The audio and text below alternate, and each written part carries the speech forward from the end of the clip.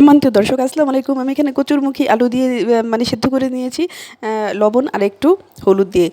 এখন আমি লবণ দিলাম, আবার একটু হলুদ দিয়েও সিদ্ধ করে না নিলে না একটা মানে পিচ্ছিল যে ভাব থাকে, মানে বিজল ভাব, সেটা কেটে যায় সিদ্ধ করে নিলে। একটু আমার কাছে তাই মনে হয়। আমি এগুলো দিয়ে দিচ্ছি, তারপরে চুলাটা জ্বালিয়ে দিয়েছি হালকা করে, হয়তো ভিডিওতে ভালোভাবে আসেনি।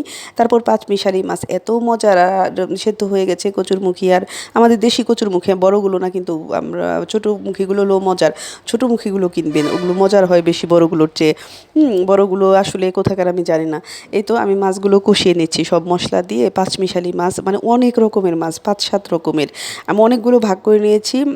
এই দেখেন, আর কচুরমুখীগুলো তো হাফ সিদ্ধ করে আছে। একটা আলু ছিল, যদিও আমি না করেছি কি, ভিডিও করতে গিয়ে আর কাটিনি, পরে কেচি দিয়ে কেটে নিয়েছি। কেচি বা কাঁচি যেটাই বলেন। তো এই কষিয়ে একবারে দিয়ে দিচ্ছি, আর একটু ধনেপাতাও আগেই দিয়ে দিচ্ছি, একটু আগে ভাগে, যাতে মানে ধনেপাতার যে সুঘ্রাণটা যেন একদম মিশে যায়। আর কষানো তো হয়ে গেছে, মাছ কচুরমুখী সব কিছু কষানোর পরে আমি পানি দিয়ে দিলাম।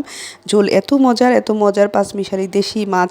দেশি মাছ ইদানিং আমার খুব ভালো লাগে। আমি আসলে চাষ করা মাছ খাই অনেক সময়, পাই না বলে। কিন্তু এত মজা হয়েছিল কচুরমুখী দিয়ে এই পাঁচমিশালি মাছ, কি বলবো, মাশাআল্লাহ।